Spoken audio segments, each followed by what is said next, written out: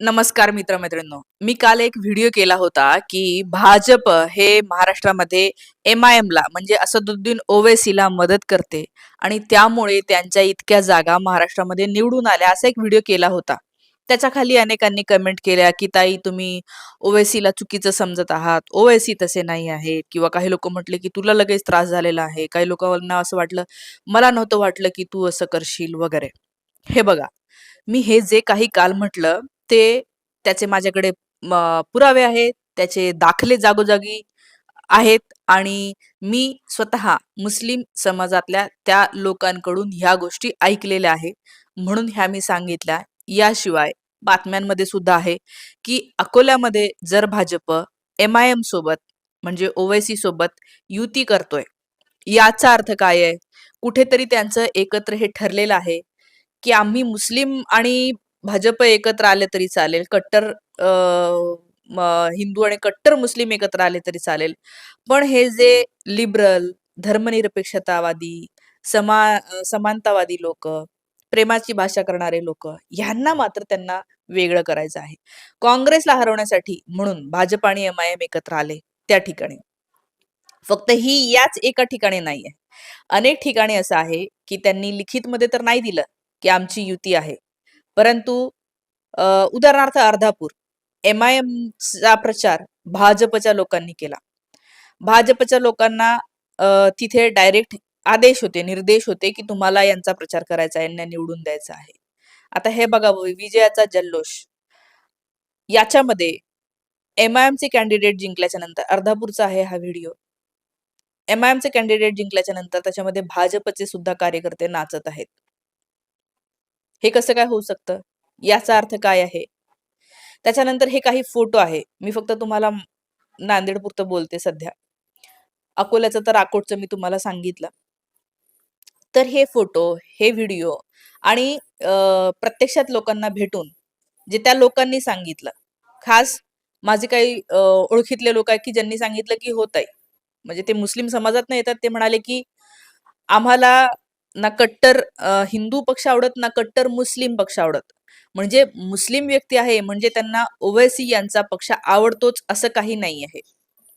आणि त्यांना हे माहिती आहे, की उदाहरणार्थ काँग्रेस हा असा एक पक्ष आहे, की जो लिबरल आहे, धर्मनिरपेक्ष पक्ष आहे. म्हणजे ते हे बघत नाही समोरची व्यक्ती कुठल्या धर्माची आहे.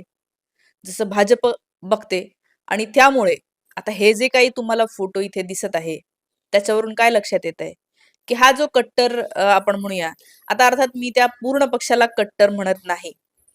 मी या ठिकाणी हे बिलकुल म्हणत नाही, की ओवैसी हे भाजपसारखे कट्टर आहे, असं नाही म्हणता येत. ओवैसी अनेकदा लिबरल भूमिका घेताना दिसतात, प्रोग्रेसिव्ह भूमिका घेताना दिसतात. त्या मुस्लिमांवर होणाऱ्या अत्याचाराविषयी ते बोलत असतात. ही चांगली गोष्ट आहे. इव्हन ओवैसींनी बांगलादेशमध्ये हिंदूंवर अत्याचार होते, त्याच्यावर सुद्धा आवाज उठवला होता. मी ओवैसी या व्यक्तीबद्दल वाईट बोलत नाही आहे. माझं म्हणणं काय आहे माहिती का? पण ती व्यक्ती जरी लिबरल, प्रोग्रेसिव्ह विचारांची असली, तरी त्यांनी या ठिकाणी तडजोड केलेली आहे, असे स्पष्ट संकेत दिसतात. त्यांच्या युत्या दिसत आहेत, त्याच्या बातम्या आहेत, त्यांच्या विजयाच्या मिरवणुकीमध्ये ते दिसलं, निवडणुकांमध्ये ते दिसलं. आता आपल्याला माहिती आहे आणि हे सगळ्या कार्यकर्त्यांना माहिती आहे, की मतमोजणी कशी होते, मतदान कसं झालं, घोळ कसे होतात. आणि हे जे एम-आय-एमचे मी काल म्हटलं महाराष्ट्रात 120 नगरसेवक निवडून आले. या ठिकाणी मुद्दामून एम-आय-एमचे लोकं निवडू दिले. मे बी काही ठिकाणी त्यांना मत तेवढं नसेल, पण ते जे काही आहे सगळी घोळाची प्रक्रिया, की काँग्रेसचे उमेदवार किंवा इतर बाकीचे पक्ष वंचित असेल त्यांना पाडून यांना मुद्दामून जिंकू दिलेला आहे. आणि तुम्हाला माहिती आहे, की भाजप हा असा एक पक्ष आहे, की ज्यांना विरोधक सगळे संपवायचे आहेत. आता आज एम-आय-एमला ते सोबत घेत आहेत. त्यांना काय करायचं आहे? भाजप हा एक असा कट्टर पक्ष आहे, की जो फक्त कट्टर हिंदूंविषयी बोलत असतो. आणि मुस्लिमांविषयी द्वेषमूलक वक्तव्य बरेचदा येतात.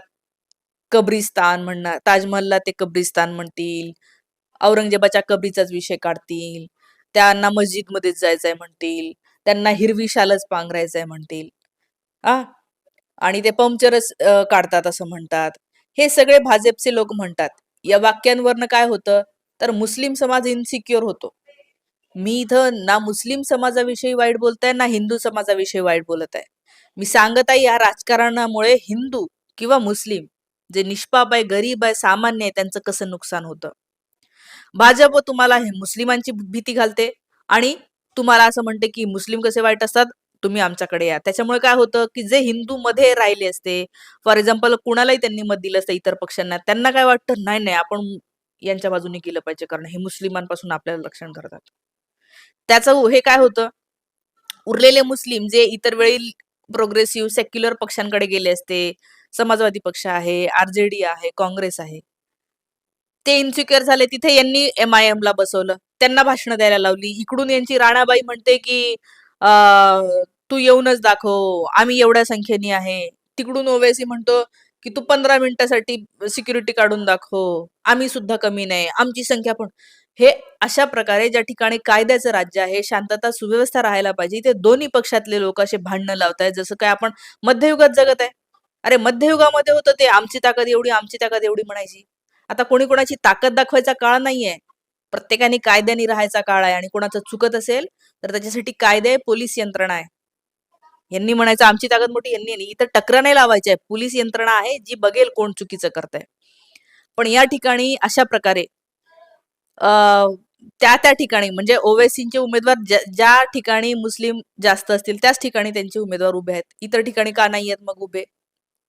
आणि त्यामुळे भलेही एमआयएम हे अ, इतर राज्यांमध्ये किंवा राष्ट्रीय पातळीवर ही प्रोग्रेसिव्ह भूमिका घेत असली तरी एमआयएम हा पक्ष आपण म्हणू शकत नाही की टोटल ते याच्या उलट आहे. म्हणजे बघा, राजकारणामध्ये दोन स्ट्रीम असतात. एक असतं राईट विंग, एक असतं लेफ्ट विंग.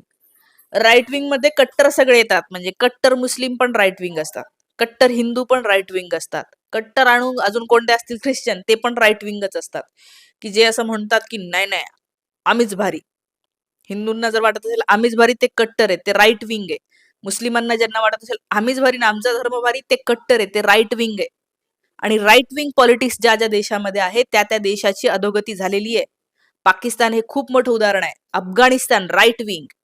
आयडेंटिटी पॉलिटिक्स ते फक्त म्हणणार आमचा धर्म भारी, आम्ही भारी, आमचं हे भारी, आमचं ते भारी.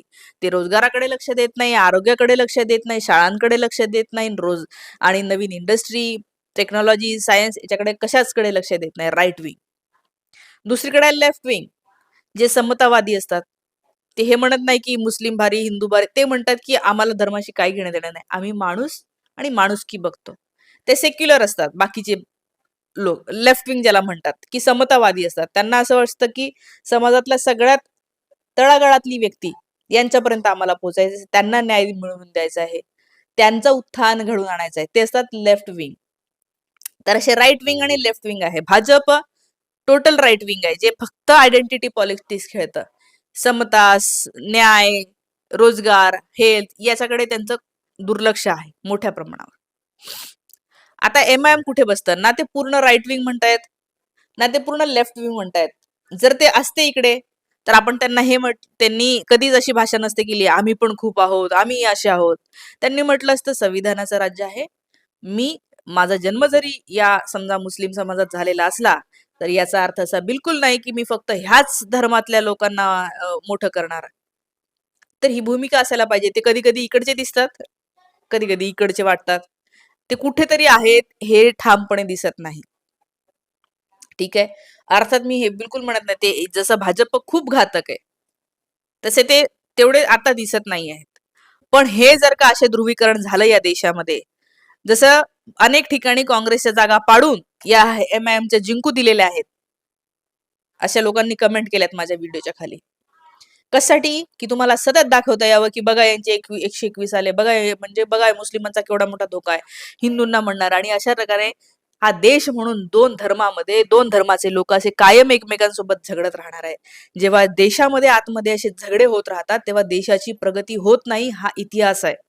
देशाची प्रगती व्हायची असेल त्याच देशामध्ये प्रगती होते ज्या देशामध्ये लोक खूप छान राहतात, एकमेकांसोबत राहतात, आनंदाने राहतात, धर्म पाहत नाही, जात पाहत नाही, खूप प्रेमाने राहतात. सगळ्यात आनंदी देश शोधा तुम्ही नेटवर. Norway, Sweden, Denmark.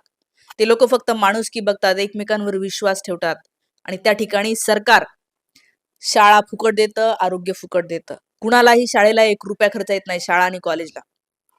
म्हणून ते सगळ्यात जास्त आनंदी देश आहे. आपल्याला आपला देश आनंदी करायचा असेल ना, तर आपल्याला हे आम्ही मुस्लिम म्हणजे भारी, आम्ही हिंदू म्हणजे भारी हे करायचं नाहीये. नाही इथं शरियानुसार हा देश चालणार, नाही इथं हिंदू धर्मातल्या कुठल्या धर्मग्रंथानुसार देश चालणार. देश चालणार आहे तो म्हणजे संविधानानुसार. शेवटपर्यंत सांगते. ना या ठिकाणी कुठल्याही राष्ट्र, हा देश कोणत्याही धर्माचं राष्ट्र, कोणत्याही जातीचं राष्ट्र होणार नाही. हा देश सेक्युलरच असणार आहे आणि हा देश संविधानावरच चालणार आहे. आणि त्यामुळे हे जे काही फोटो आहे त्याच्यावरून आता तुमच्या लक्षात आलं असेल, ठीक आहे. महाराष्ट्रामध्ये यांनी निर्विवादपणे भाजपची मदत घेतलेली आहे. भाजपनी यांना आतून खूप मोठा सपोर्ट केलेला आहे. हे सत्य आहे. इथून पुढे मी तर म्हणेन की त्यांनी बघावं की स्वतःला किती लिबरल करता येईल, किती आयडेंटिटी पॉलिटिक्सच्या बाहेर येता येईल आणि सगळ्या समाजाला न्याय देता येईल. आणि म्हणून मी म्हणते, मी जरी माझा जन्म कोणत्याही धर्मातला झालेला असेल, तरी मी डिकास्ट झालेली आहे. मी कोणत्याही याच्याशी स्वतःला जोडून घेऊ शकत नाही. मला सगळेच धर्म, मी धर्म पाहून कोणाशी वागत नाही. ना मला वागायचं आणि मला इथून पुढेही असं वाटतं की आपण सगळ्यांनी, नाही तुम्ही हिंदू असा, मुस्लिम असा, धर्म पाहून मतदान देऊ नका, जात पाहून मत देऊ नका. आपल्या सगळ्यांच्या खऱ्या-खुऱ्या विकासासाठी मत द्या. हे मला वाटतं. बद्दलच्या तुमच्या प्रतिक्रिया कमेंट करून नक्की सांगा. थांबते. Thank you so much.